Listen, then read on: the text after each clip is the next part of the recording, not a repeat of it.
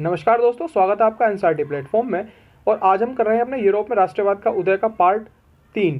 इससे पहले हमारी 2 क्लासेस और हो चुकी हैं, उनका लिंक मैं आपको डिस्क्रिप्शन में दे दूंगा। आप पहले उन्हें देखिएगा ताकि आपको पूरा चैप्टर शुरू से समझ में आ सके। तो चलिए शुरुआत करते हैं आज के अपने टॉपिक से, यूरोप में राष्ट्रवाद का निर्माण।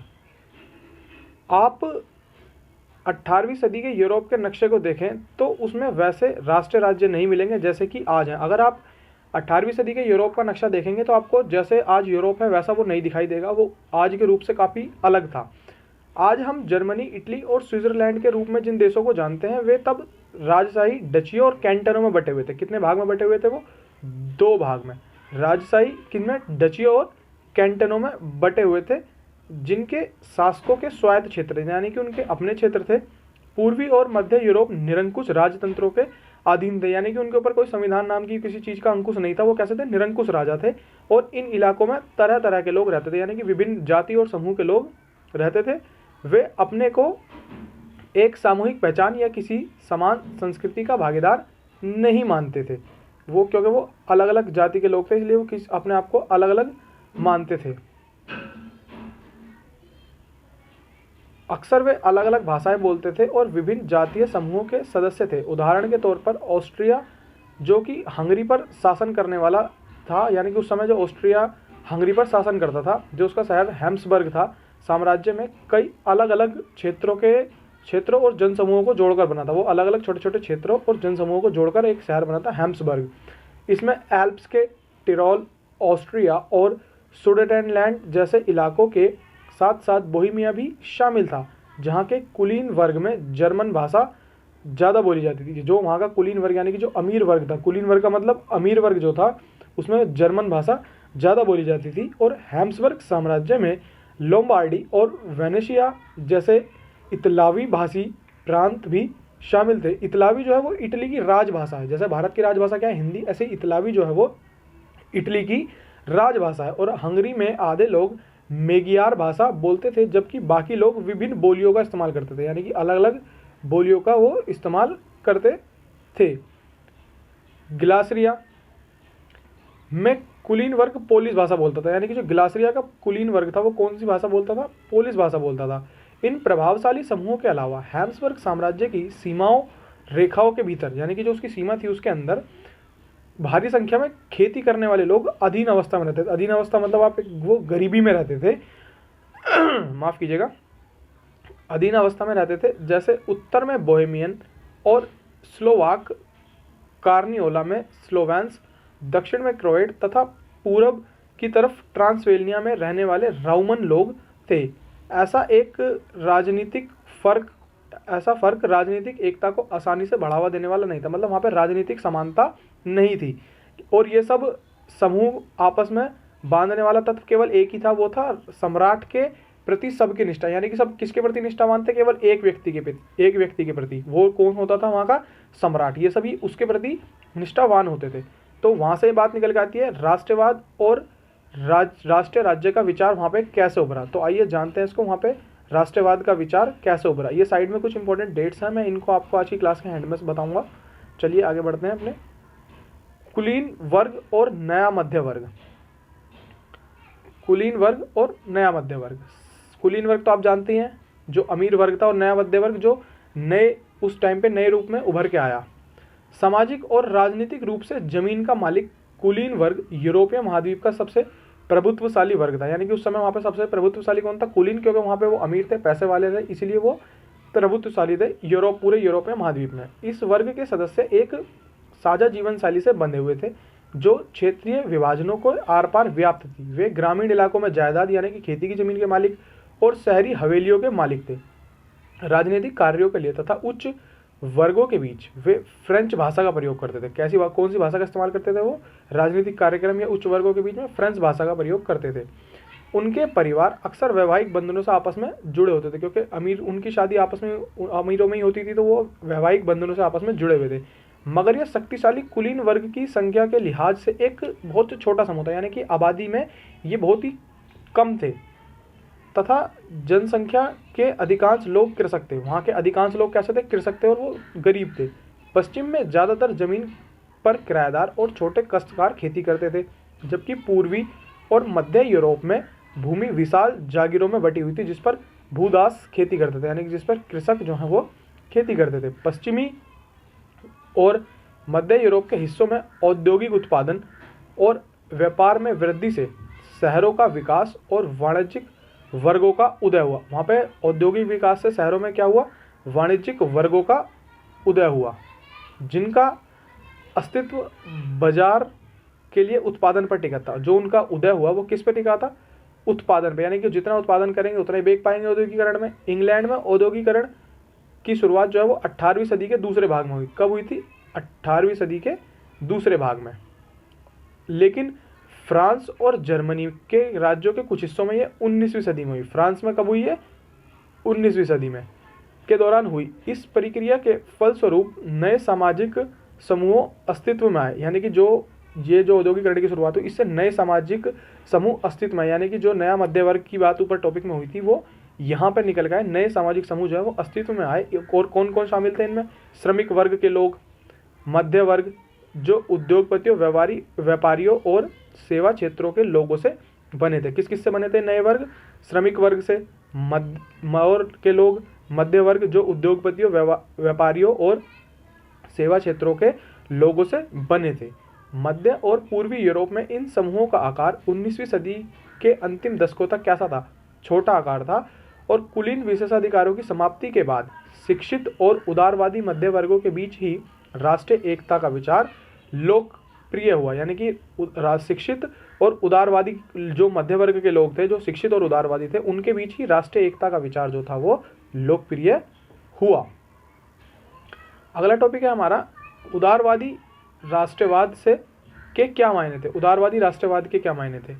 यूरोप में 19वीं सदी के शुरुआती दशकों के बीच राष्ट्रीय एकता से संबंधित विचार उदारवाद से करीब से जुड़े थे, यानी कि वो जो 19वीं सदी के एकता से संबंधित विचार थे वो उदारवाद के करीब से जुड़े थे। उदारवाद का एक लिबरलिज्म शब्द जो है ये लैटिन भाषा के लिबर पर आधारित है, जिसका अर्थ होता है आज़ाद। जिसका अर्थ क्या होता है, आज़ाद। मध्य वर्गों के लिए उदारवाद का मतलब जो था वो व्यक्ति के लिए आज़ादी और कानून के समक्ष सबकी बराबरी, यानी कि सभी व्यक्ति आज़ाद हों, कानून के समक्ष क्या हों, सब बराबर हों। या ऐसा नहीं कि कोई अगर अमीर व्यक्ति है तो उसको कानून में छूट मिल जाए और गरीब व्यक्ति तो उसके ऊपर ज़्यादा सजाएं लाद दी जाए, ऐसा नहीं। कानून के सब कैसे हों, कानून के समक्ष सब बराबर हों।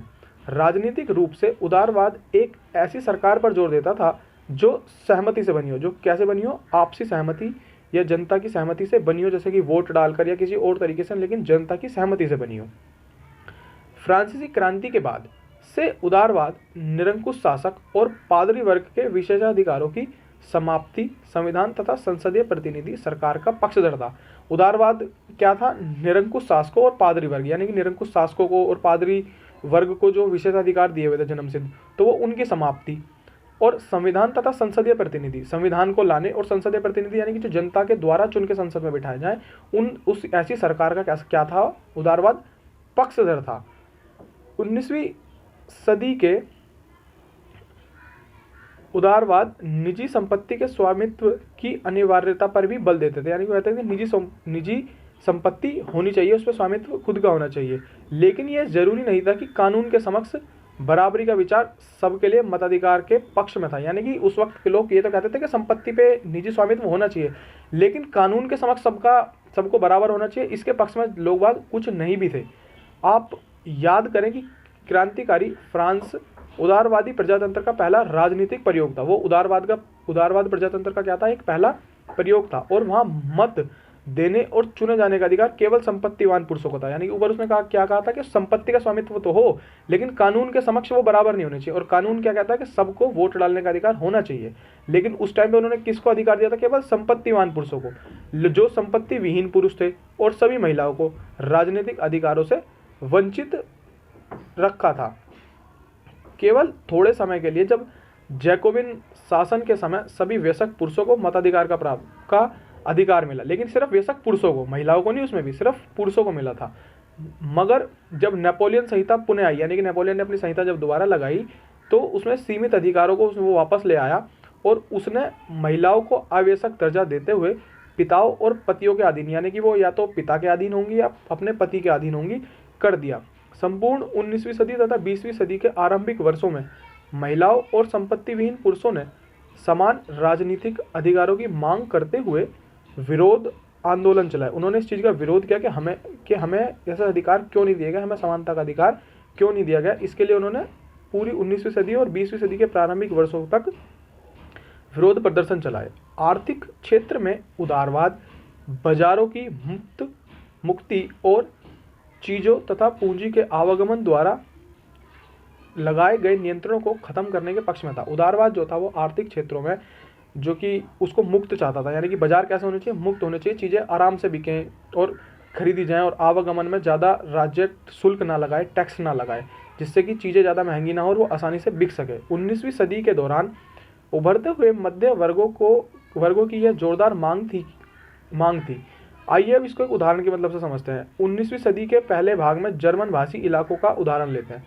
नेपोलियन के प्रशासनिक कदमों ने अनगिनत छोटे प्रदेशों से 29 राज्यों का एक महासंघ बनाया था। उन्होंने 29 राज्यों का क्या बनाया था, एक महासंघ बनाया। इनमें से प्रत्येक की अपनी मुद्रा और नापतोल प्रणाली थी, यानी कि जो ये 39 राज्यों को ने एक महासंघ बनाया, इसमें से प्रत्येक तो अपने एक मुद्रा थी उसकी अलग अलग, और हर किसी का अपना नापतोल का पैमाना था।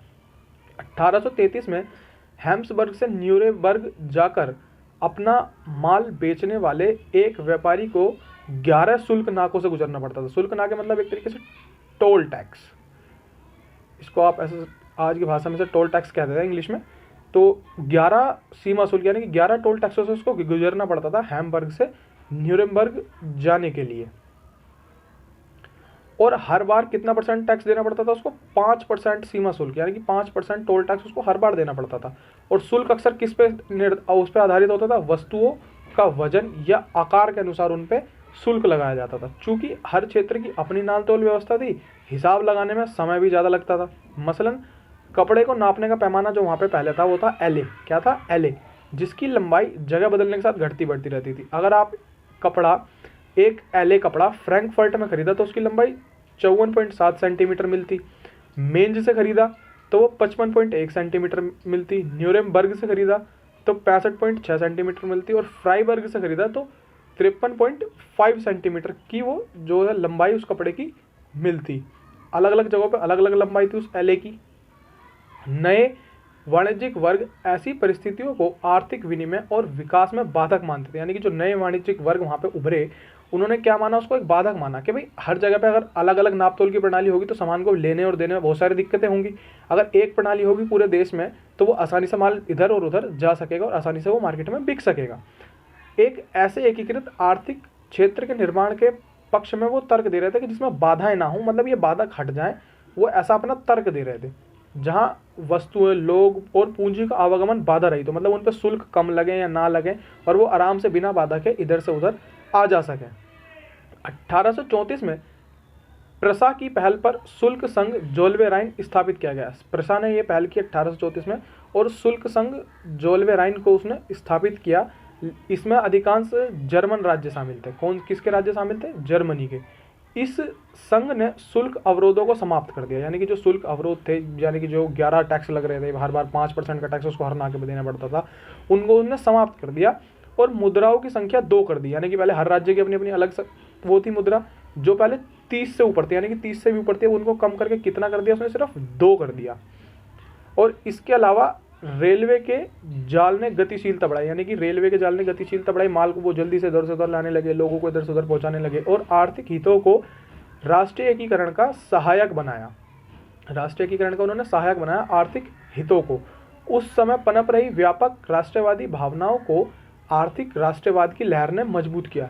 किसकी, जो राष्ट्रवाद की भावनाएं पनप रही थी उनको और मजबूत किसने किया, आर्थिक राष्ट्रवाद की लहर ने। यानी कि हम आर्थिक, उनके मन में एक भी भावना उत्पन्न हुई कि हम राष्ट्रवाद में तो आ ही रहे हैं, यानी कि हमने राष्ट्र तो बना ही रहे हैं, लेकिन इस राष्ट्र को एक आर्थिक मजबूत राष्ट्र बनाना चाहिए, जिससे राष्ट्रवाद की भावनाओं को उसने बल दिया आर्थिक राष्ट्रवाद की लहर ने। अब 1815 के बाद एक नया रूढ़िवाद, 1815 की में नेपोलियन हार गया और यूरोपीय सरकारें रूढ़िवाद की भावना से प्रेरित थी, यानी कि वो पुरानी परंपराओं को चलाना चाहती थी। जो रूढ़िवाद मतलब पुरानी परंपराओं को चलाना, पुरानी संस्थाओं को चलाना, वो ये क्या होता है, रूढ़िवाद। तो वो उसे चलाना चाहती थी और उसे ही मानती थी। रूढ़िवाद को वो मानते थे राज्य और समाज की स्थापित परंपराएं, संस्थाएं जैसे राजतंत्र, चर्च, सामाजिक ऊंच नीच, संपत्ति और परिवार को बनाए रखना चाहिए। उन्होंने कहा कि ये सब पहले जैसा होना चाहिए। फिर भी अधिकतर रूढ़िवादी लोग जो थे वो क्रांति से पहले के दौर में वापस नहीं चाहते थे। यानी कि वो क्रांति से जो पहले का दौर था, क्रांति से पहले क्या होता था, निरंकुश राजा होते थे और पादरी और कुलीन वर्गों को जन्म सिद्ध कुछ अधिकार मिलते थे, लेकिन जो ज़्यादातर रूढ़िवादी थे लेकिन वो उस चीज़ को नहीं चाहते थे। वो चाहते तो थे कि पहले जैसी व्यवस्था हो, लेकिन वो कुछ चीज़ों को उनको नहीं चाहते थे। नेपोलियन द्वारा शुरू किए गए परिवर्तनों से उन्होंने यह जान लिया था कि आधुनिकीकरण राजतंत्र जैसी पारंपरिक संस्थाओं को मजबूत बनाने में सक्षम है। आधुनिकीकरण जो हम कर रहे हैं वो राजतंत्र जैसी पारंपरिक जो संस्थाएं चली आ रही हैं, राजा का बेटा राजा बनेगा या पादरियों को जो मिल रहे हैं अधिकार, उसको मजबूत बनाने में सक्षम था। वह राज्य की ताकत को ज़्यादा कारगर और मजबूत बना सकता था। एक आधुनिक सेना, कुशल नौकरशाही, गतिशील अर्थव्यवस्था, सामंतवाद और भूदासत्व की समाप्ति यूरोप के निरंकुश राजतंत्रों को शक्ति प्रदान कर सकते थे। यानी कि इन सब की समाप्ति यूरोप में जो निरंकुश राजतंत्र थे उनको एक गतिशीलता प्रदान कर सकते थे, यानी कि एक शक्ति प्रदान कर सकते थे कि वो और आगे बढ़े। 1815 में ब्रिटेन, रूस, प्रसा और ऑस्ट्रिया जैसे यूरोपीय शक्तियों जिन्होंने मिलकर नेपोलियन को हराया था, इन सब ने मिलकर नेपोलियन को हराया था। ब्रिटेन, रूस, प्रसा और ऑस्ट्रिया ये उस समय यूरोप की महाशक्ति थी। इन्होंने किसको हराया था? मिलकर नेपोलियन को हराया था। जो प्रतिनिधि यूरोप के लिए एक समझौता तैयार करने के लिए वियना में मिले, यानी कि इन्होंने पूरे यूरोप के लिए एक वो संधि तैयार की और उसको समझौते को करके तैयार करके कहाँ मिले? ये वियना में मिले। इस सम्मेलन यानी कि कांग्रेस की मेजबानी ऑस्ट्रिया के चांसलर ड्यूक मैटरनिक ने की। इसमें प्रतिनिधियों ने 1815 की वियना संधि तैयार की। इसको क्या कहा गया? वियना संधि, ट्रीटी ऑफ वियना इसको कहा गया, जिन्होंने इसको मिलकर इन्होंने तैयार किया, जिसका उद्देश्य उन कई सारे बदलावों को ख़त्म करना था जो नेपोलियाई युद्धों के दौरान हुए थे। यानी कि जो नेपोलियन ने बदलाव किए थे जब वो फ्रांस का सत्ताधारी था, यानी सत्ता में था, तो उन सबको क्या था? उनको ख़त्म करने के लिए ये वियना संधि बनाई गई। फ्रांसीसी क्रांति के दौरान हटाए गए बुर्बो वंश, यानी कि उसने बुर्बो वंश को हटा दिया था। फ्रांसीसी क्रांति के दौरान बुर्बो वंश हट गया था, उसको सत्ता में फिर से बहाल किया गया, यानी कि वो सत्ता में वापस आया और फ्रांस ने उन इलाकों को खो दिया जिन पर नेपोलियन ने जीता था, यानी कि नेपोलियन ने कब्जा किया था या उनको जीता था, उनको फ्रांस से आज़ाद कर दिया गया और फ्रांस की सीमाओं पर कई राज्य कायम किए गए ताकि भविष्य में फ्रांस अपना विस्तार ना कर सके, यानी कि फ्रांस वापस से अपने आप को ना बढ़ा सके। जैसे कि उत्तर में नीदरलैंड का राज्य स्थापित किया गया जिसमें बेल्जियम शामिल था और दक्षिण में पॉन्डमॉन्ट और जेनुआ जोड़ दिया गया।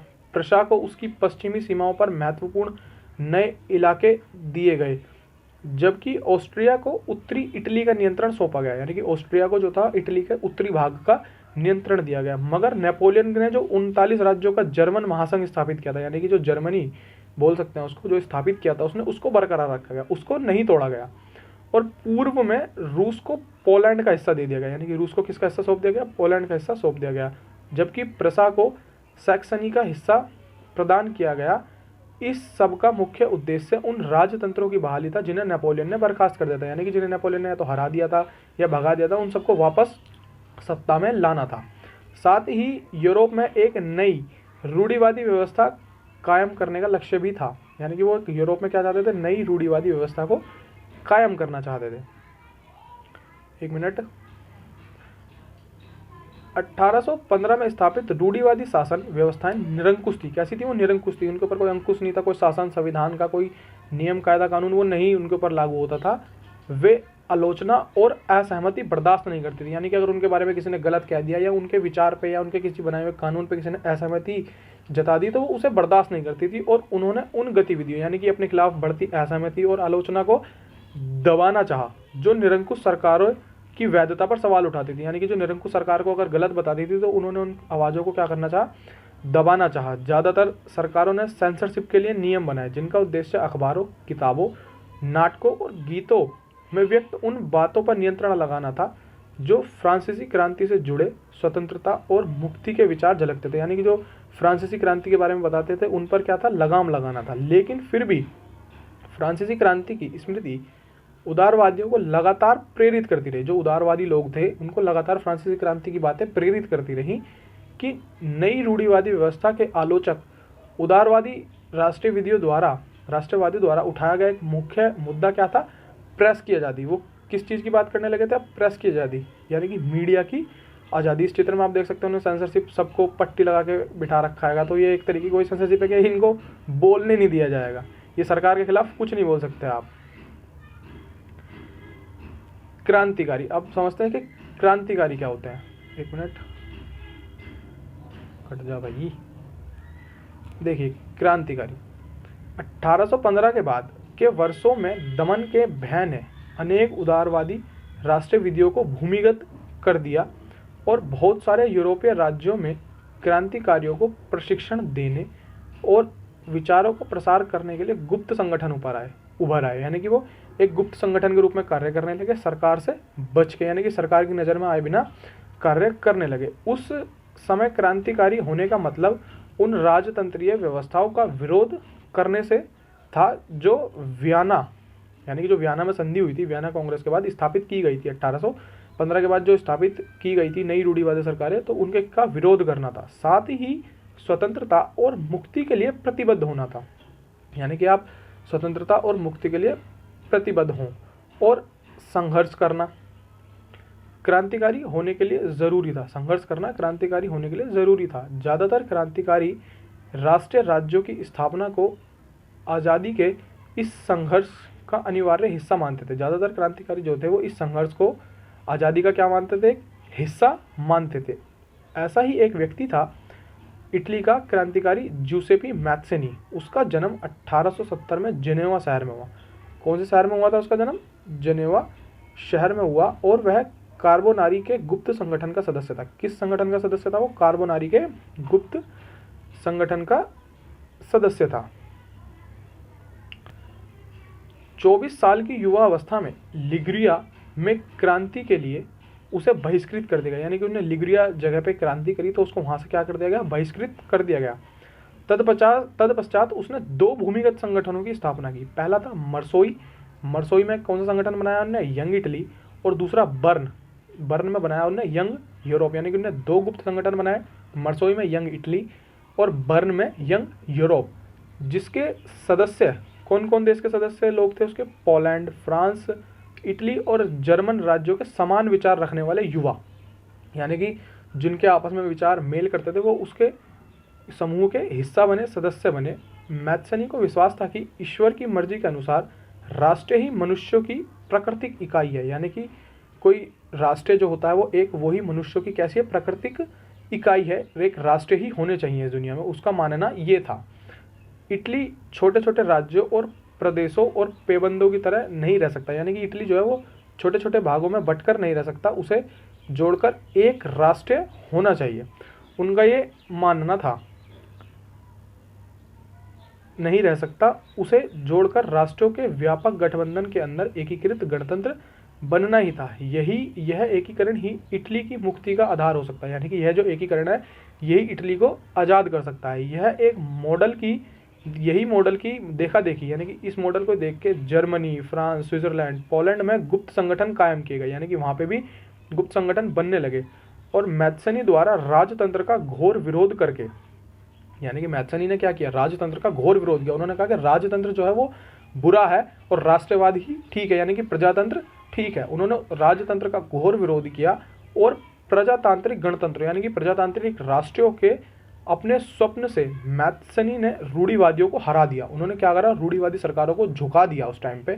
और जो मैट्रेनिक, यानी कि जिसने इसकी वो की थी, अध्यक्षता की थी 1815 के वियना संधि की, उन्होंने कहा कि मैट्रेनिक ने उसे क्या बताया? ये हमारी सामाजिक व्यवस्थाओं का सबसे खतरनाक दुश्मन, यानी कि मैत्सेनी को क्या बताया उन्होंने? हमारी सामाजिक व्यवस्थाओं का सबसे खतरनाक दुश्मन मैट्रेनिक ने मैत्सेनी को बताया कि ये हमारी सामाजिक व्यवस्थाओं के लिए सबसे खतरनाक दुश्मन है। तो अब हम अगली क्लास में जो अपने क्रांतियों का युग पढ़ेंगे 1830 से 1848 के बीच में जो चला। आइए इस चैप्टर में जो इंपॉर्टेंट डेट्स रह गई थी उनको पढ़ लेते हैं, क्योंकि एग्जाम में अक्सर डेट्स आ जाती हैं, पूछ ली जाती हैं। चलिए 1 मिनट।